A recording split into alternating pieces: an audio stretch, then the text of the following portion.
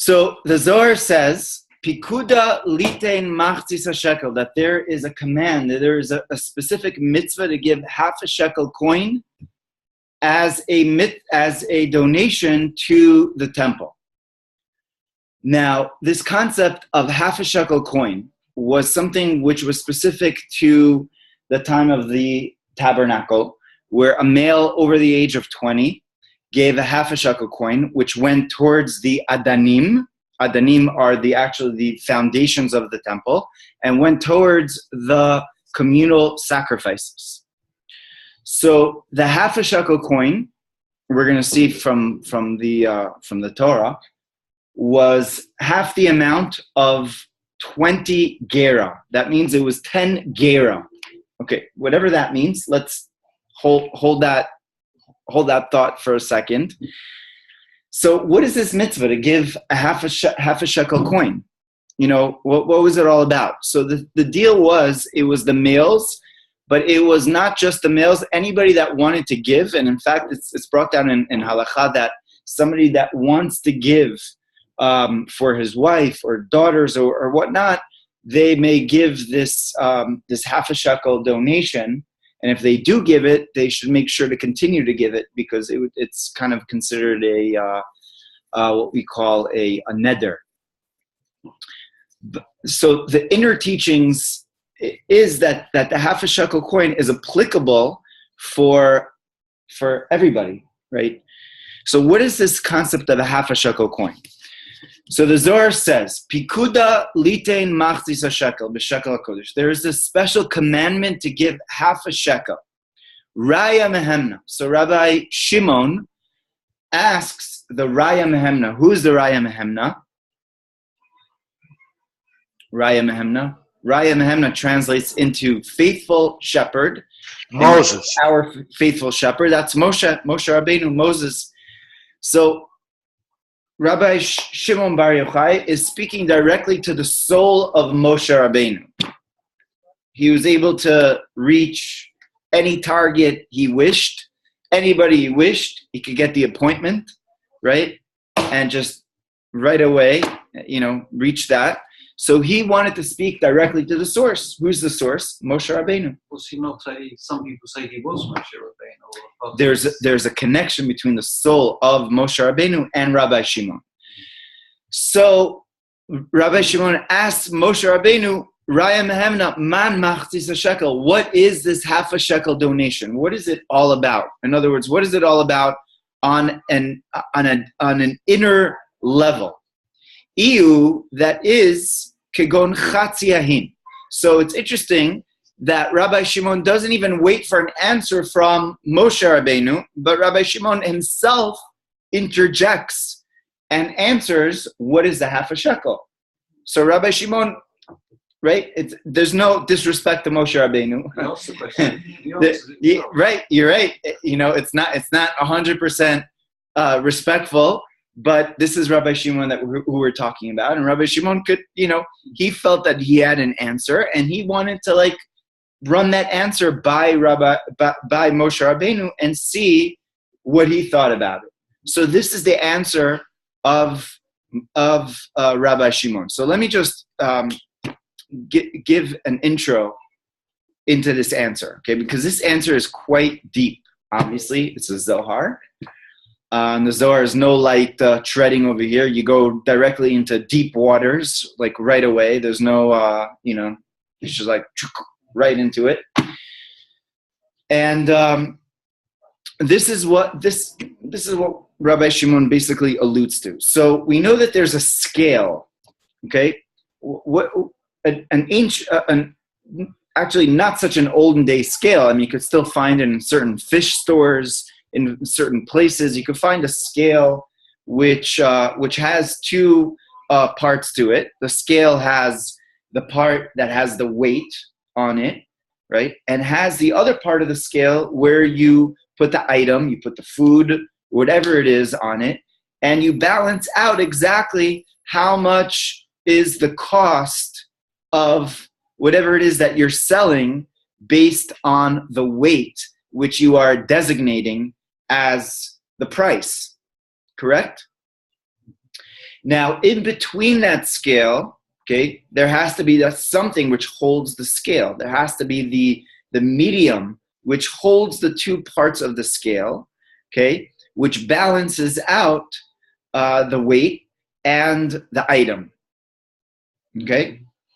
Now, in Hebrew, how do we say weight? Shekel. Shekel. Shekel means to weigh. The shkol in Hebrew means to weigh.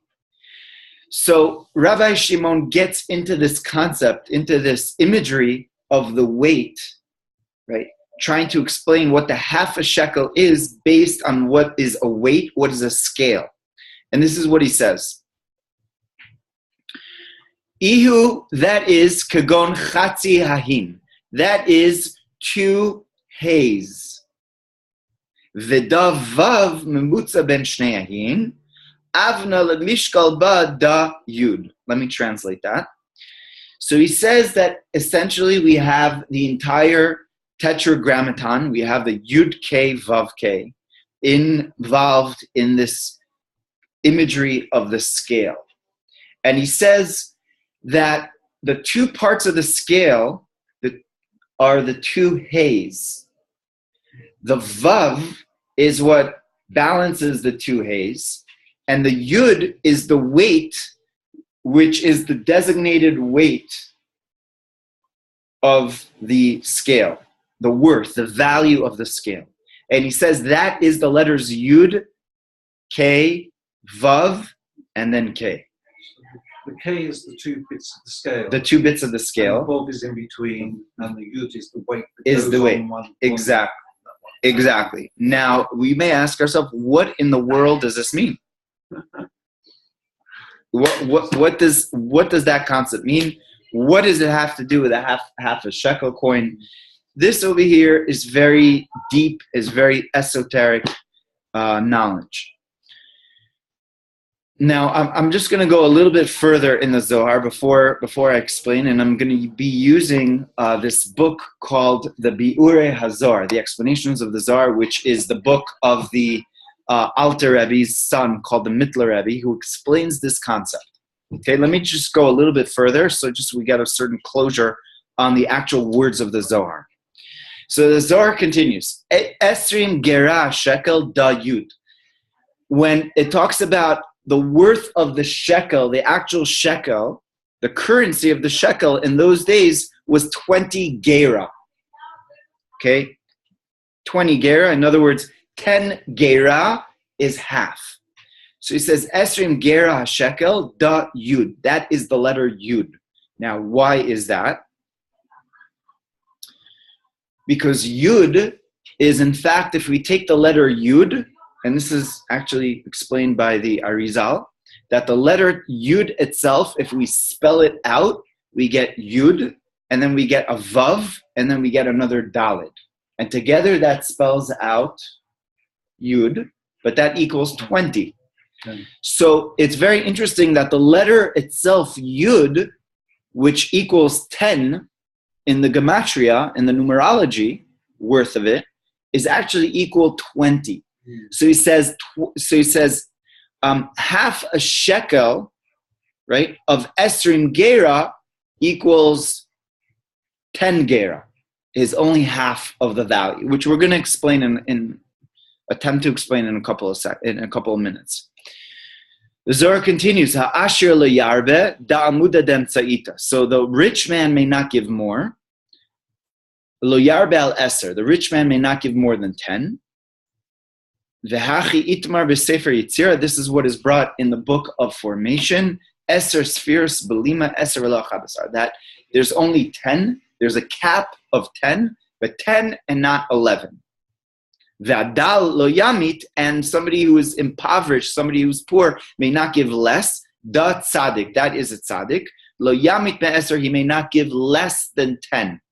Kemoda'at amar eser v'lo tesha machzis shekel de'iyu. Yud. Okay, we'll pause over here. So we have this concept of giving half a shekel donation to the temple. The rich man may not give more, and the poor man may not give less. The value is the same both for the rich and for the poor. Now, let's understand this according to the deeper Hasidic explanation of the Zohar. So, first of all, to explain this concept of the two scales, okay? So, the two scales represent the two letters Hey. We've got the first Hey, and we've got the last Hey, and we've got the Vav in the middle, which is the balance between the two Heys, and we've got the letter Yud, which is the weight, which is the designated value of whatever it is you are wanting to sell, wanting to buy, etc. So it's explained as follows. What do the two-letter Heys represent? So the two-letter Heys of God's name represent the two feminine attributes. One is called Bina, and the other one is called Malchut. Now, what does that mean? Bina refers to the intellectual capacity of understanding, where a person understands, and where a person could, on one level, be very inventive and have all types of sparks of genius, how we call it, sparks of understanding, of all types of creativity and whatnot. That is chokhmah. Bina is the understanding capacity. Now, what am I going to do with this inspiration? Now I have to make it proactive, and that's what Bina is. So Bina is something which is intellectual. Malchut is the sphera which is connected to being proactive, which is connected to actually being in the world, to creating. That's what Malchut is, kingship. What does a king do? A king decides on something and just, it's created, it's done. It's a done deal because the king wanted it to be. So the attribute of Malchut is associated with bringing things into fruition, with actually the bottom line, as we say. There's the bottom line and just bringing it down to the bottom line. Now, there's a vast ocean, as we may say, between the concept and the bottom line. And there's a lot to do between the theory, the concept, and the practical doing. And the two Heys are those two polar extremes. One is the potential. It's the understanding of what needs to be. The other one is the practical, what actually has to be. Those are our two scales. Now, I know, for example, let's take this on the very literal level. If I want to sell something on a scale, I know how much I need to get for this item, right? That's my malchut sort of like capacity. Like, I know this is what needs to happen. That would have been the Enoch capacity, actually. That's why they're actually interchangeable. I thought the malchut would actually be doing it, from what you were saying. Yeah. But the bina is that this is the worth of this item. In other words, the worth of this item, for example, if I take a fish that I'm weighing, so I know how much I need to charge, how many kilos it's worth, right? For how much money I'm going to get back for it. So I'm taking this potential weight, this item over there, and I'm placing it inside of the bina, inside of the understanding that this is what potentially I could get for it. And then the fish is actually placed on it, and I say that this is the worth of the fish is based on it. So that's the bottom. That's almost like the bottom line. That's the right. Now, what is in between these two worlds, these two oceans, right? or this vast ocean of two realities, is the letter Vav. And that's the scale, right? That's the scale which is holding the two hays. And this is how the Mittler Rebbe explains this concept of the Vav. And it's an unbelievable concept. And he says as follows. He says that the letter Hey is the idea of the intellect. And the other letter Hey is the idea of the practical. In between these two levels is the emotions, or what we call the voice. Okay, so Kabbalistically, this concept of the intellect and the practical could be understood on many, many, many, many levels, right? There's the ethereal, there's the actual like pure spiritual concept of this, which on the spiritual concept, there is the concept of the bina, right? And then it needs to be drawn down into malchut. On the more of the experiential level that we have within each and every one of us, we also have the level of bina, of understanding, and we also have the level of malchut, which is the practical. What is in between these two levels? So there is the idea of the midot, of the emotions. Now, what is the idea of the emotions on the spiritual scale? The idea of the emotions on the spiritual scale is the translation of the intellect, right?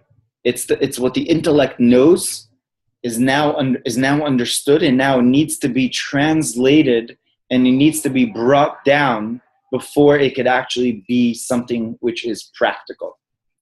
So whereas I intellectually know that I need to accomplish something, I need to do something, if it's not actually worked on, and if it's not actually thought out and really brought down,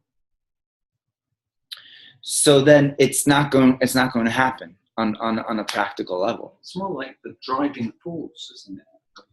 Yeah, which emotions are driving force, which is not so much the understanding. It's you've got the understanding, you want to bring it down, but it's like a car almost. You need to very good the engine. Which is why, according to Kabbalah, the idea of the midot, the idea of the emotions, is synonymous with the masculine attribute, because the masculine attribute is very proactive and it's very go get 'em.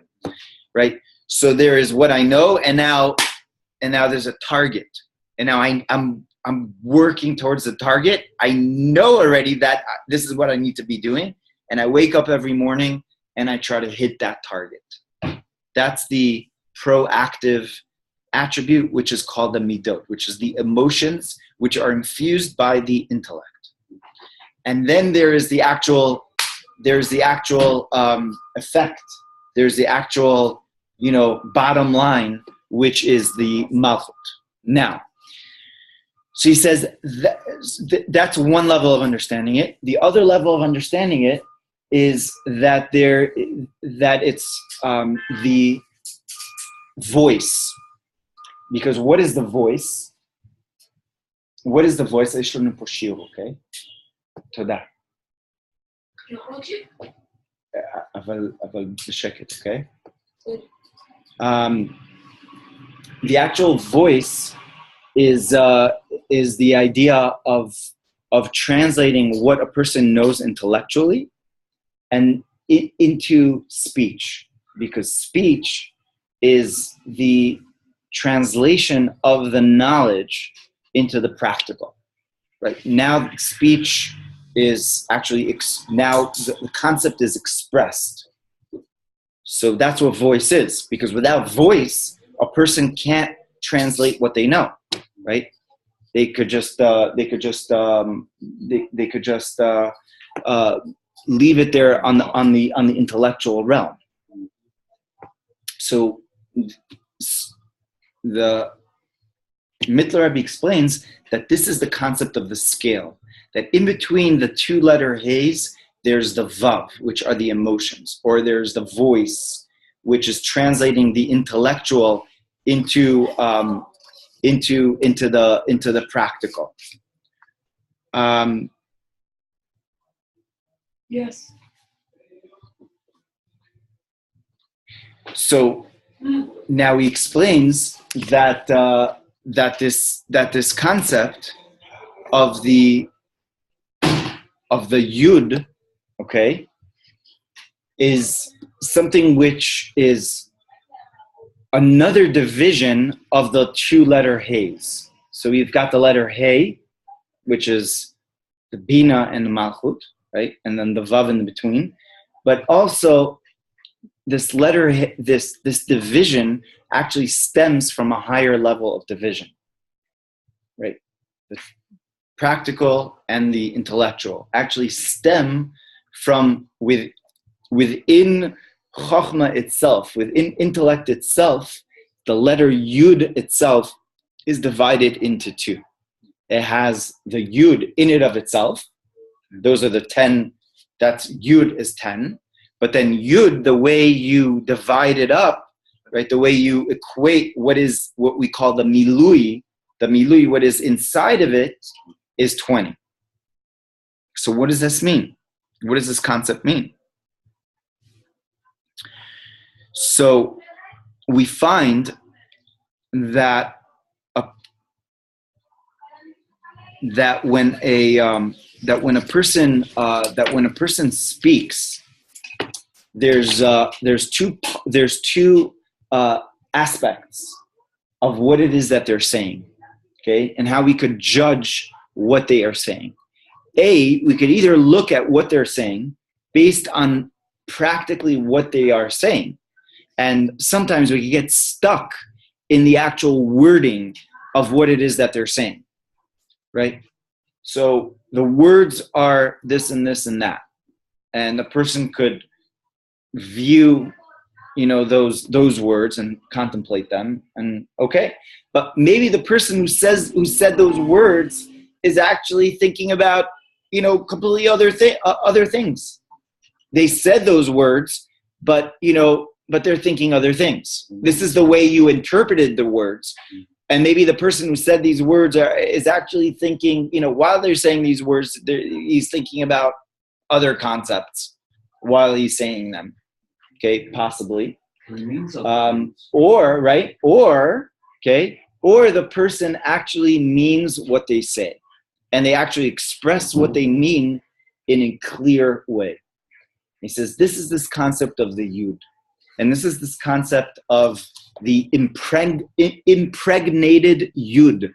Because the Yud is impregnated, right? Because the Yud has within it another 10, a value of another 10, right? That means that just like, a woman that's pregnant, right? She's not just one woman, right? She is also a child, right? That's holding another life within her. So therefore, she shouldn't just be judged individually, right? So when she says, for example, the pregnant woman says, I need to eat this and this and that, is she saying this because she needs it or because the baby needs it? So many times a pregnant woman will say, I need to eat this and this and that, and the husband has to get up in the middle of the night and go out and get it and one, because it's not just for her, it's for the baby. So there we go. So of course, no choice. But where do we distinguish the two, right? Is it her or is it the baby? Because she's impregnated. She says, so the Mittler Rebbe explains, this is the inner concept of the letter Yud. That when the letter Yud is completely what we call like altruistic, is completely about the letter Yud in it of itself, and there's nothing in it of itself. All it is just the concept, is the theory. It's 100% true to the source. And when it's expressed, there's nothing diluting it. All it is the letter Yud. It's the concept, 100%. Like we say in Hebrew, in Israel we say neto, like net. It is just 100% undiluted. There's no political correctness. There's no this and that. There's no filtration. It's just the concept itself. Whereas the Vav Dalid represents now the emotions, and now it's the voice, and now there's the practical, and now we need to consider who it is that's accepting this concept, who it is that's actually taking it in. Will the person be able to take it? And this is like what we call like a malady in the world is the Vav Dalid, because a person is all about the Vav Dalid, and political correctness and being 100%, is the other person going to accept what I have to say, and therefore I have nothing really true to say anymore, because if the person can't really accept what I have to say, so then I just have to mush it all up and make it all look all fluffy and nice and good, and in order for the other person to take it. That's the letter Vav and Dalet. So there's two worlds going on over here. There's the actual thought, there's the actual true connection to the concept, the way it really is, and then there's the way it's expressed down in this world.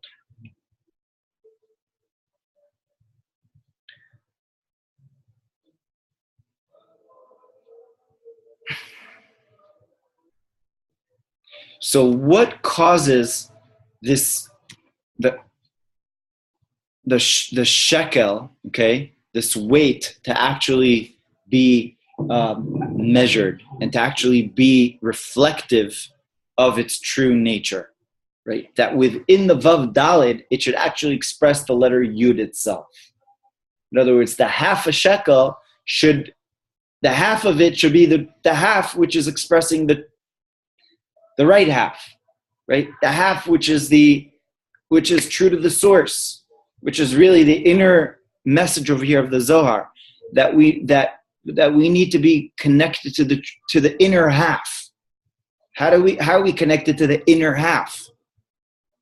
How do we get connected, truly connected to the inner half, not connected to the outer half, which everybody wants to hear, which people wanted to, I need to do this in order to get that, all these other things. How do we get true to our inner half, to our true inner half? This is really the inner message over here of this teaching of the Zohar. So he explains that godliness in it of itself, godliness is unchanged, right?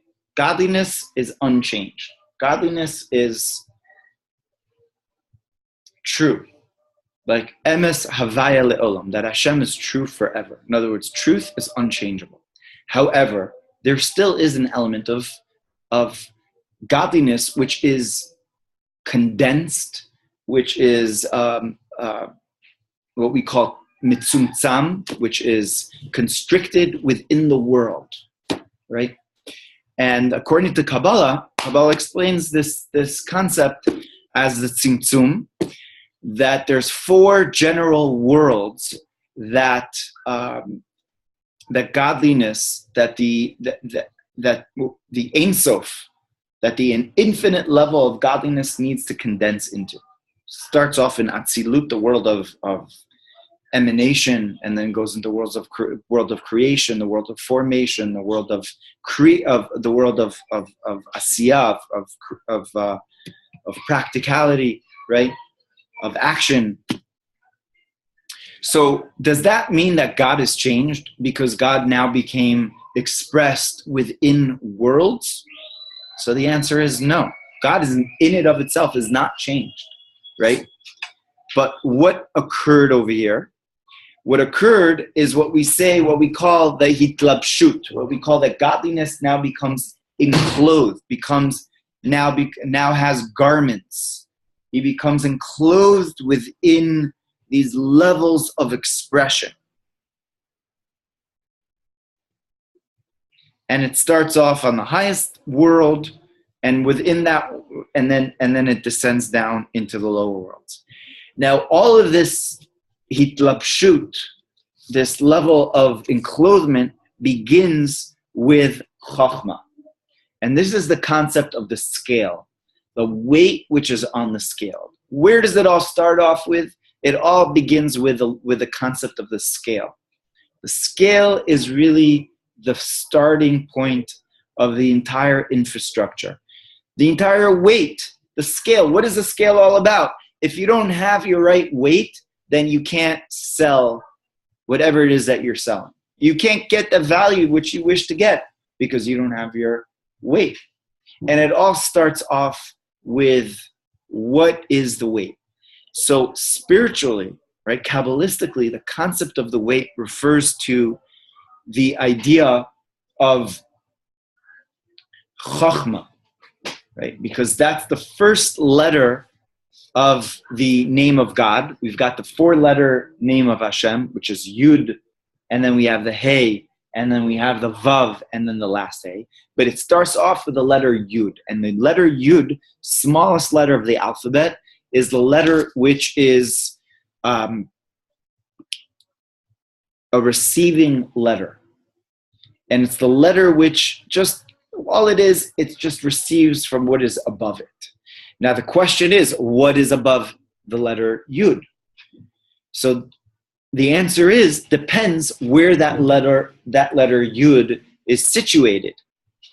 Where is the letter Yud? Now there's a letter Yud in 4 worlds, right? There's a letter Yud in the world of Atzilus.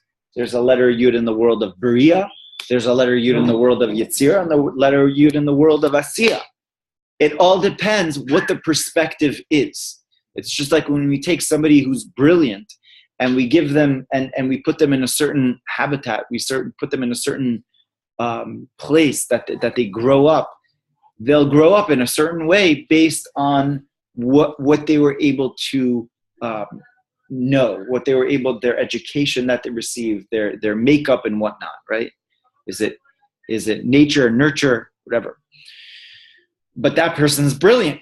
But if that person had the background or had the education to be in a different place, then that person would be that much more brilliant, perhaps. I mean, we're not talking about somebody who could like defy, their habitat. And there's very, very few people like that. There certainly have been people like that, and there are people like that they're 1 in a billion that they could do that. But generally speaking, a person who is very capable, a brilliant person, could do as much as they are within their environment.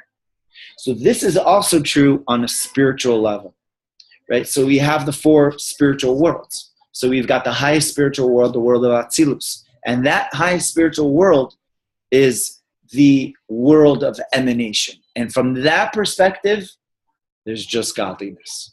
There's just light, right? So from there, this brilliant sphera, right, of Chachma is now able to receive this undiluted experience of complete light, right, of complete, right, connection to the source. That's what Atzilut is. It's just it's an undiluted connection to godliness, right? To the source itself, to the Ein Sof. So now that expression is the expression which is what Chokhmah now gives down to the spheres which are below it. So now if you take that weight of Chokhmah, of Atzilut, and you place it on the scale, so then the Bina, on the scale of Bina, so then the Bina is like,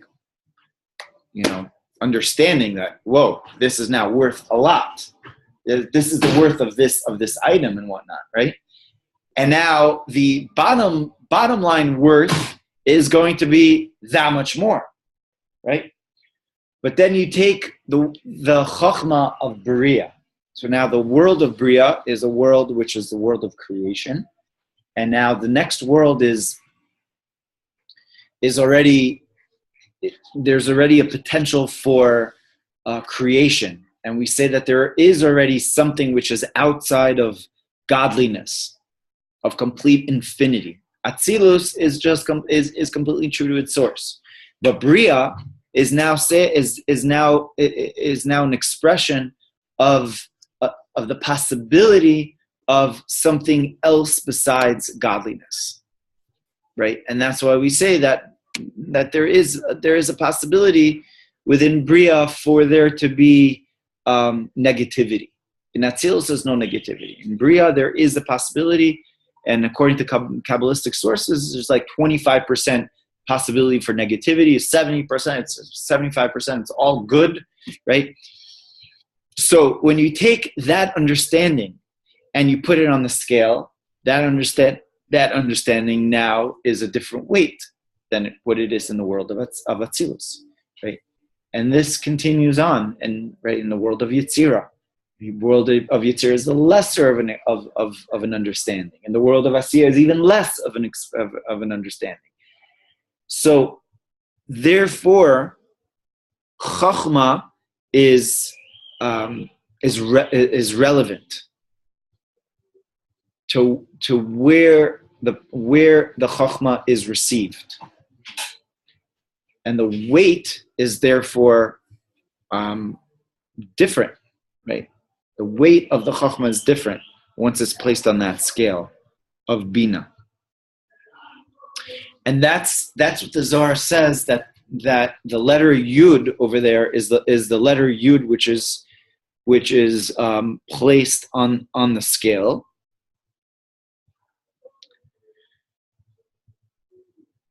Because the Chachma is relative to what it's receiving from. But he doesn't stop over here. He says that it's doing something, and it's lifting up something, because that's what a scale does, right? It's lifting up. And he says those are the two capacities of Chachma. On the one hand, Chachma is a receiver, but then on the other hand, Chachma is an uplifter. It uplifts what is below it. And it says, B'chachma itbariru, that through Chachma, we have the ability to actually raise up everything. Right? Chachma, like it says in the book of Yeshaya, Mimadad b'sha'alo mayim, that God is referred to that he categorized, right, and he measured exactly how much everything in the world needs to be, right? The specifics, right? The specific characteristics of everything. First to water over here, but everything in the world, and right, everything in science, every minute, right, particle, right, every atom, every neuron, every quark, whatever it is, has its own capacity within it. And that's the idea of the midah, that everything is very, very much like scaled out to be exactly worth this much. And it's worth that much. And the other thing is worth this much. He says the idea of that is that everything in the world has within it nitzotzos, has sparks of godliness. So the sparks of godliness that are inherent within this world, right? Everything within this world is, right, we live in an organic world, right? An organic existence. Why? So that it should be uplifted. And the idea is that there's the sparks of godliness are uplifted by Chachma. And the concept is as follows, that the sparks of godliness come from a very, very high source. And in fact, they come from a source which is called the world of Tohu, the world of chaos, which actually predates even the creation of this world. According to Kabbalah, there's the world of chaos, and then afterwards came the world of tikkun, the world of fixing, right? So the world of chaos is a world of tremendous light. And in fact, there's so much light that the light was not able to be contained within a vessel, and therefore the vessel exploded, right? But that immense amount of light has within it tremendous amount of potential, and godly potential, and raw light, right?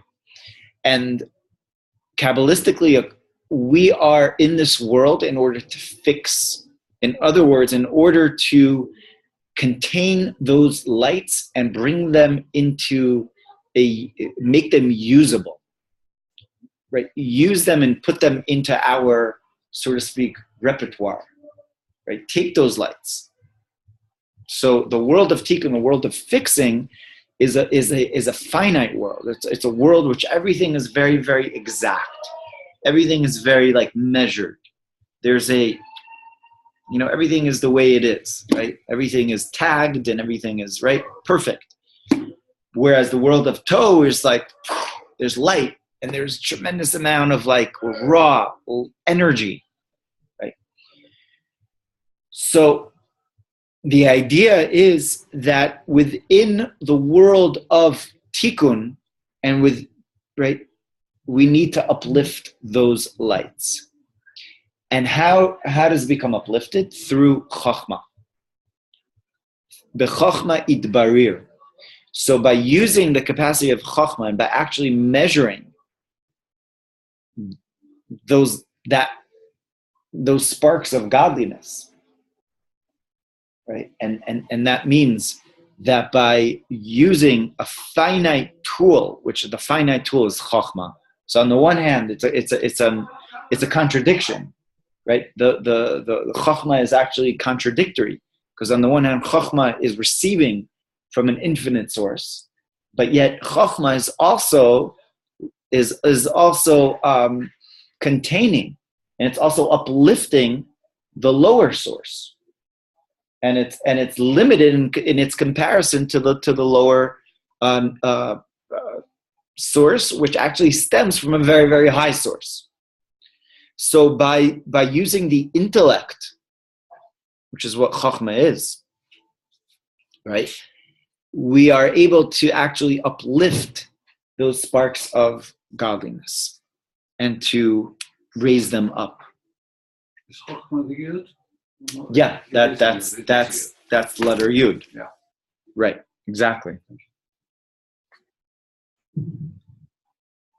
So that's the connection of the yud with the vav dalet, right? Because on the one hand, the chokhmah is completely that small letter which receives from above, but then the vav, that's the letter yud, which is receiving from what it is above it. But then the vav dalet is the chokhmah, which is looking downwards, but it's looking to uplift the lower world by the capacity of what it's able to, how it's able to contain it and bring it and really make it usable, bring those lights into what we call vessels, bring them into kelim. So all of this is the idea of the bitul, of the nullification of something which is very high, which fell very low. And he brings the point that King David says, "Ner leragli devarecha," that King David says that your candle, your light is to my feet. Ner leragli devarecha, that your words are a light to my feet. What does that mean? Your words are a light to my feet. And he explains that in the times of the feet of Mashiach, which are called ikvasa de Mashiach, the lower rungs, the last generations, which were called really the feet. So we need to actually dig deeper, right? And to bring these levels, right? These lights up on a higher, right, back to their source. So once again, so the letter Vav Dalid is the connection, and the letter Dalid itself is the letter of Malchut, of kingship, right? That's what Dalid is. So that's what the commandment was, to donate a half a shekel coin to the Mishkan, to the tabernacle. And what was it given towards? It was given towards the foundations of the tabernacle, and it was given towards communal sacrifices. So it's known that what are the communal, well, first of all, what are the adanim? Adanim comes from the word Eden. Eden is the, not with an ayin, with an aleph, is the foundation. So it went to strengthening the foundation. In other words, the half a shekel went to strengthen the actual foundation, those lower rungs. Right? So it stemmed from the letter Yud, from that higher Yud, but it went to uplift those lower rungs. And that's all, and it also went towards communal sacrifices. The communal sacrifices represented the idea of lifting up the lower world, which is the whole idea of the sacrifices. Sacrifices has very, very deep intentions to them. It means, right, it's taking the animal world and actually lifting it up.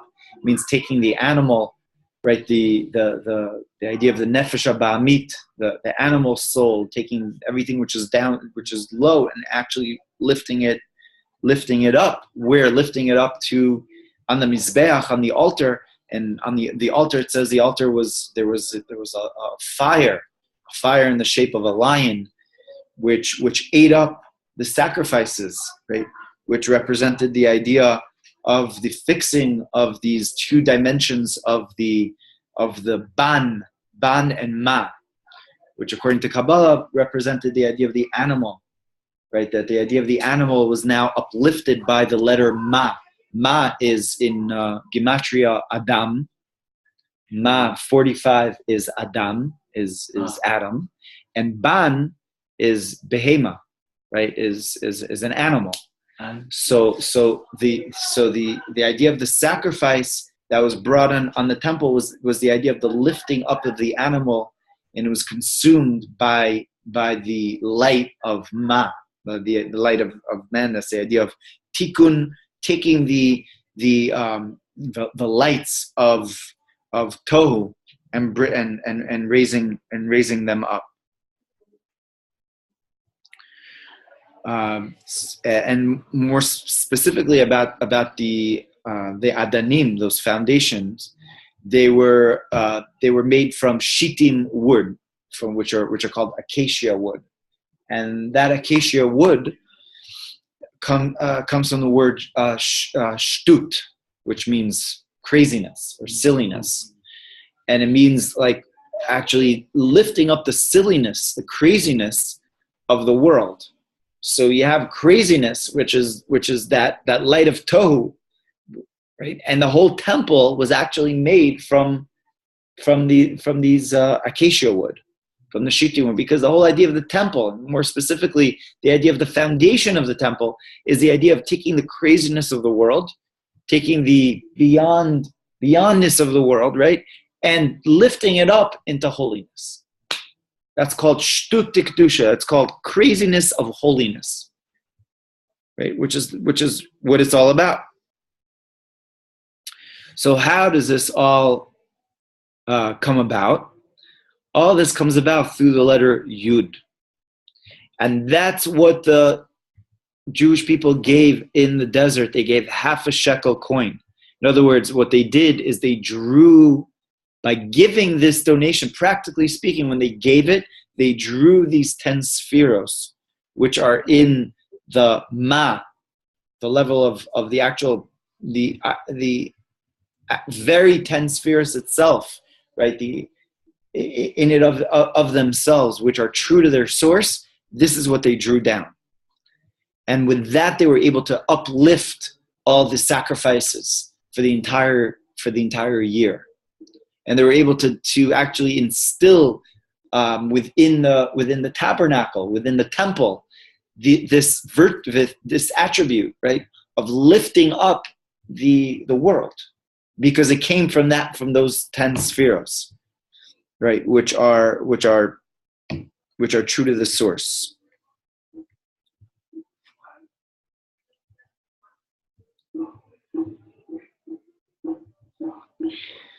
So practically, what this what we could perhaps extract from this is that that also in our in our personal lives, right? We've got these two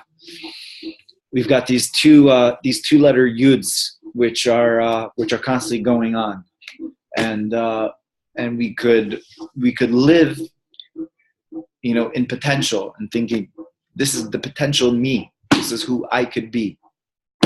I could be this person if only I let that person be that, right? Right? Or there could be the Vav Dalet. This is the person that everybody wants me to be. My parents want me to be that. My teachers want me to be that, etc., etc. Right? So there's that split, right? And the truth is that there can't be another you in this world. There is no other you. There's only one you in the world, and you are the only one that could bring about that revelation of that letter Yud, which is inside of you, which only you know, or you may not know what that letter Yud is within you. But this mitzvah of giving the half a shekel, and even by the commemoration of it, and by the reading of it, but when we think about it, right, what that does is that it makes us more true to our inner Yud, our true half a Yud, right? And when we give the half a shekel, it's not just we're giving half a shekel, we're giving the whole shekel, the truth is. We're giving a half, but which half should we give? It's like when we want to be the best that we could be, which half should we be? Not the half which the teacher wants to see, or the parent wants to see, or this wants to see, or everybody else wants to see except for me, right? But I have to give the half which I need to be. And when I give the half that I need to be, so I'm gonna be the most fulfilled person, which I need to be. There's no question about that it's going to happen. It's just a matter of digging deep and actually finding that half a shekel, right? But giving the right half a shekel and mustering up that half a shekel, which is really the 10, which is really the full. And when I have the half, the true half, I'm actually giving the full half. I'm actually giving the true half. And that's the donation, and that's the donation, and that's what we do in this world. Because what we do in this world, we make for God a dwelling place within ourselves also. Vasuli mishkan v'shachanti betocham. I'll make for God a dwelling place within them, not within it, because each and every one of us is a dwelling place. So within us, we also have sacrifices that we sacrifice, and we have the foundations of our mishkan and everything like that. So the donation needs to be down towards the most essential parts of who we are, the fundamentals of who we are. It should infuse every part of us. That the essence should infuse the whole, right? And bottom line, how are we connected to that? How do we become connected to that? We become connected to that, like Rabbi Shimon said. He asked Raya Mehemna. He asked Rabbi Shimon. He asked Moshe Rabbeinu. Yeah, he said, "What is the secret of the half a shekel?" And when Rabbi Shimon asked Moshe Rabbeinu that, he wasn't just saying, "I'm asking you this question, now I'm giving an answer." He's saying, by being connected to Moshe Rabbeinu, by being connected to the tzaddik of the generation, so then that gives us the ability to be able to draw this part, which is our essential essence, because only by being connected to the essential leader of the generation, right? The tzaddik of the generation, which is the focal point of the generation, which is Moshe Rabbeinu. It says every generation there's a Moses, which is within the generation. By the connection that we have with the Moses of the generation, so then it's not just Moses wasn't just a teacher. He wasn't just led us through the desert, but Moses was a father. He was a Rabbeinu. He led us like a shepherd leads a sheep. That's what he's called. It's called Raya Mehemna. He's called the faithful shepherd. And just like a shepherd takes the sheep and cares about the sheep, it's not just going to let the sheep go and fall and stumble and not have water, not have what to eat. It will lead it to food, lead it to graze, and lead it to drink, etc. So too, the tzaddik of the generation is not just giving us intellectual understanding, but is actually touching us in our deepest part of our soul, and touching us in inspiring us to be able to bring out those 10 kochos hanefesh, those 10 powers of the soul, and by doing that, to be able to infuse all parts of ourselves, to be able to uplift them for godliness, for elokus.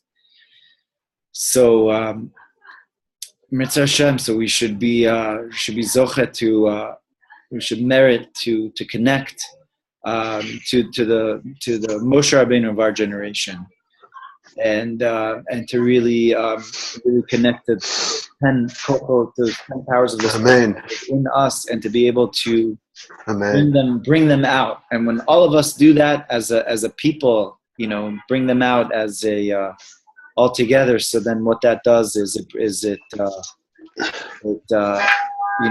create a whole ripple effect within the world of really uplifting the world, which is what it's all about. So good Shabbos and Shabbat Shalom, Rabbi. Thank you so much. Shalom.